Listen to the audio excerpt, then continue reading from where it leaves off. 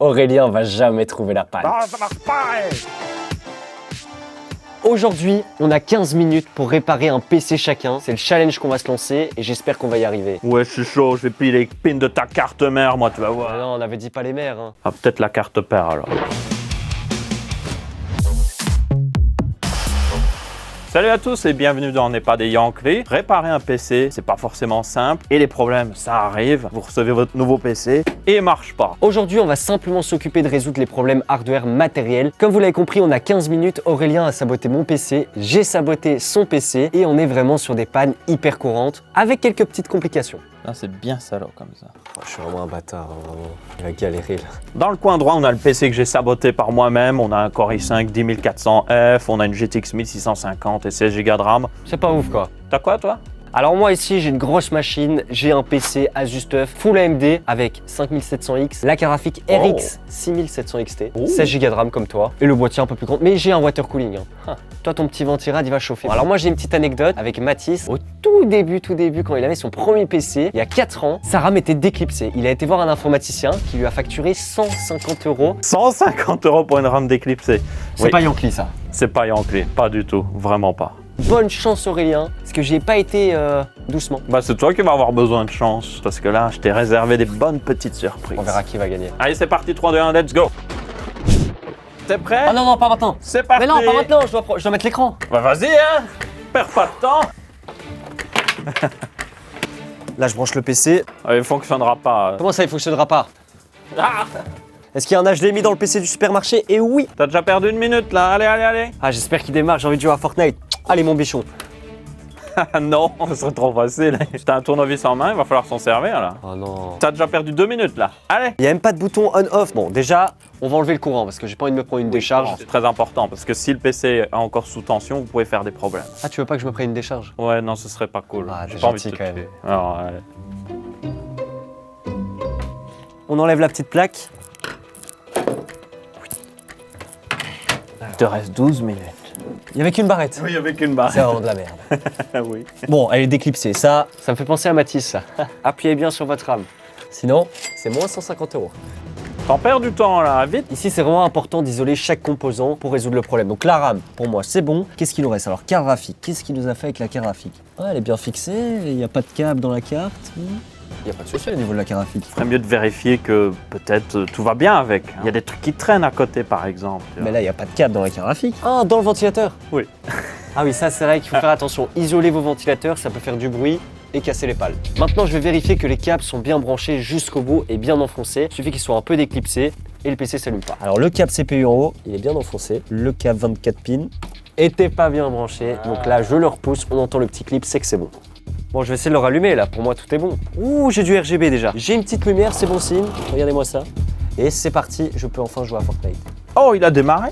Il a démarré. Oui, alors c'est bien qu'un PC s'allume, mais ça veut pas dire qu'il fonctionne. Donc le plus important, c'est d'avoir un affichage. Est-ce qu'on a un affichage? Bon, il te reste plus que 8 minutes là. 8 minutes. Bah, Allez, regarde, allez, il allez. s'allume mon PC, c'est bon. Ah, j'ai un affichage. T'as un affichage, mais t'as encore un problème. J'ai encore un problème? T'as 2 problèmes techniquement. Mon clavier s'allume, je teste tous mes USB. Tous les USB fonctionnent. Qu'est-ce que tu m'as fait? Peut-être que ton processeur va avoir un peu chaud quand même. Tu devrais peut-être vérifier. Ouais. On n'a pas un thermomètre? Tu pourrais aller voir dans le BIOS.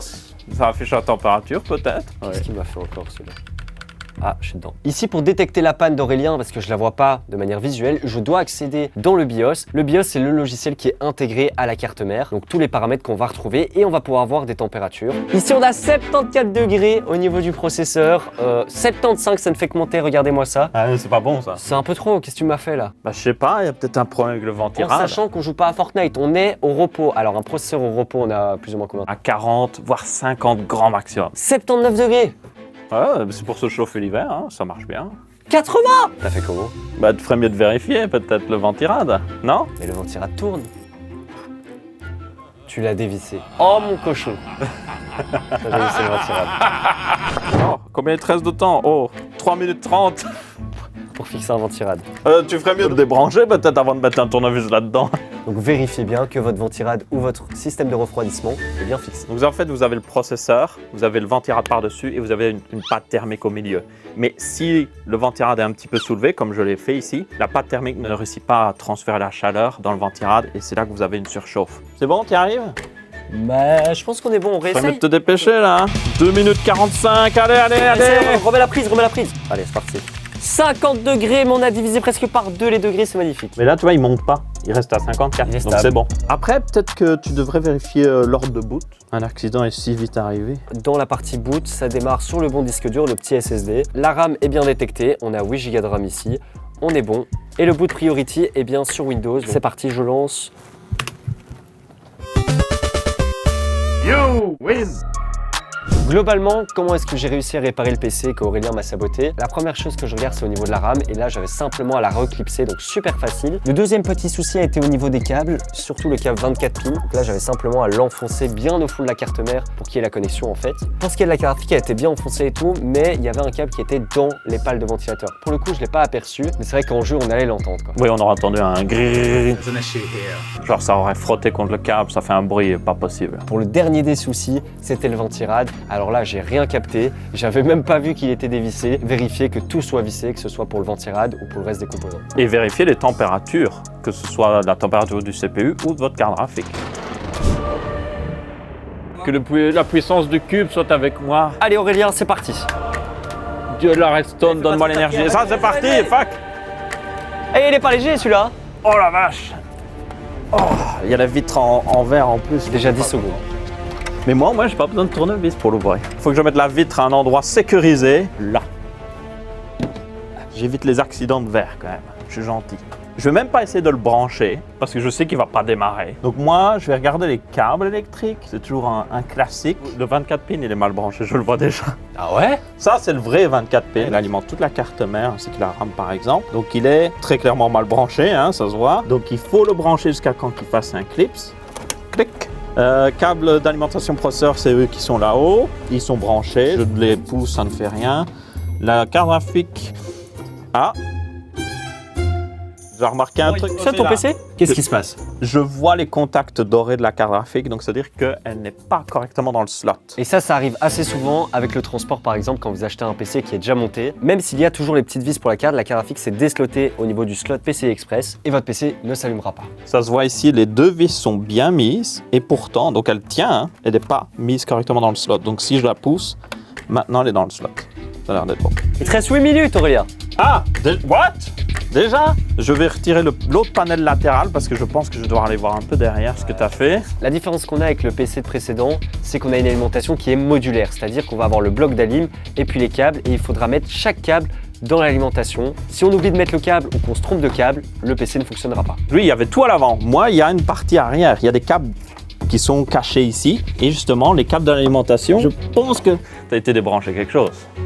Tu as débranché quelque chose sur Il l'alimentation. te reste 6 minutes alors oui. Tu veux pas retirer l'alimentation? Qu'est-ce que c'est?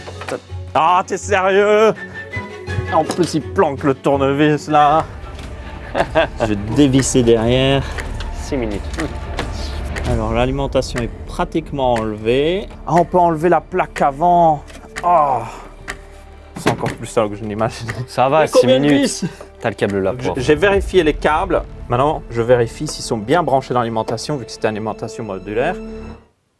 Ah. C'est celui qui est mal branché? Ouais. Ok. Bonne Il faut chance. que j'y accède à l'arrière, c'est ça le problème. Qu'est-ce que tu as débranché? Oh, il y a un câble RGB par Alors Texama chaud, hein, on l'entend plus là. T'as débranché un câble RGB, c'est important le RGB, je vais le rebrancher. Je vois un autre câble branché ici, un autre branché là. Il en manque un. Ah, c'est celui du CPU? Oui. Puis-je avoir ça? Donne-le-moi! Il te reste 4 minutes et Aurélien, il te reste une panne après l'alimentation. Non, 2 pannes en fait. Est-ce que je peux le brancher là? Je sais même pas. Là. Il faut entendre un clic. Allez, passe à l'allumage, vite, vite, vite, vite. On a vérifié tous les câbles d'alimentation. Pour moi, c'est bon. On essaie d'allumer? Je dois aussi brancher la carte graphique, je l'ai débranché. Enfin, tu galères Aurélien. C'est dur de viser le trou des fois. Allez, c'est parti. Allumons tout ça. C'est branché? Oui, il va pas s'allumer. Oh, il m'aide à... Il va pas s'allumer, comment ça? T'as débranché les fronts de panel? Non, pas les fronts de panel. Eh oui, le front panel. Oh non! Là, en bas, ici, vous avez des petits connecteurs qui permettent de faire fonctionner les boutons à l'avant de votre PC et aussi les lumières. Ça sert simplement à relier le boîtier au PC. Et comme ça, vous pouvez l'allumer. Mais vu qu'il a débranché, à mon avis, Il s'allume pas. ça n'allume pas. Génial. Sachez qu'il y a une légende sur la carte et même vous recevez à chaque fois un manuel avec votre carte mère avec le F-power panel, ce qui sert à mettre les audios, les LED de bouton power et surtout le bouton d'allumage, c'est le plus important. Ah, tu l'as décalé. Je l'ai décalé de 2 pins. Est-ce que je l'ai eu là? Branche l'écran. Input signal not found. Qu'est-ce que t'as encore fait? J'ai rien fait. T'as fait un autre problème. Non, mais il a démarré. C'est la fin. Il a démarré, je suis arrivé à temps. Non mais les températures, Aurélien. Oh. T'as fait quelque chose au water cooling? Ouais. You lose. Je t'ai bien eu. Hein. Oui, tu m'as bien eu. Ça chauffe là. Ouais, les ventilateurs sont en train de... Oh là là, je peux cuire un œuf. T'as débranché la pompe? Oui. Quel con. Donc là en fait, il y a le water cooling qui tournait mais sans pompe quoi. C'est très dangereux ça. C'est très dangereux. J'ai eu peur pour mon PC. Alors attention, c'est pas parce que votre water cooling fonctionne, que vous avez du RGB et que les ventilateurs du water cooling tournent, que celui-ci est opérationnel. Il y a bien un câble CPU fan pour les ventilateurs et un câble pompe fan pour faire fonctionner la pompe. Et la pompe, c'est très important. En réalité, pour réparer un PC, c'est pas si compliqué, on a des étapes. Il faut isoler chaque composant. Alors, on a 9 composants dans un PC, processeur, carte graphique, carte mère, boîtier, alimentation, water cooling, etc. SSD. Et il faut bien entendu isoler chaque composant. Donc oui, la marche à suivre. On avait un problème et on essayait de remonter la chaîne possible de ces problèmes-là. Le PC démarre pas. Peut-être que les câbles d'alimentation sont pas branchés. Ou peut-être que le F-panel n'est pas branché à la carte mère. Ou peut-être que le bouton d'alimentation est mal branché. Et du coup, vous éliminez les sources du problème jusqu'à quand qu'il vous reste juste une seule source C'est possible. quand les taux se resserrent. Et comme ça, vous trouvez assez bien le problème. Heureusement, on a un indicateur sur la plupart des cartes mères. On a en fait des petites lumières sur la partie droite de notre carte mère, pour les cartes mères les plus récentes, avec le processeur. Donc si le témoin lumineux du processeur s'allume, c'est que le processeur ne fonctionne pas. On a aussi la RAM, la carte graphique et le boot. Donc si une de ces lumières reste allumée et qu'elle reste vraiment allumée pendant plus de 10 secondes, c'est qu'il y a un problème avec ce composant en particulier. Il y a aussi des cartes mères avec des petits debug LED et ça va afficher en fait un code que vous pouvez aller regarder dans votre manuel de carte mère et ça va vous dire par exemple « Oh, j'arrive pas à trouver sur quoi booter » ou alors peut-être le CPU n'arrive pas à être alimenté correctement. La fréquence de ma RAM est trop haute parce que j'ai activé le XMP dans le BIOS. What? Et puis dans l'hardware, on a un peu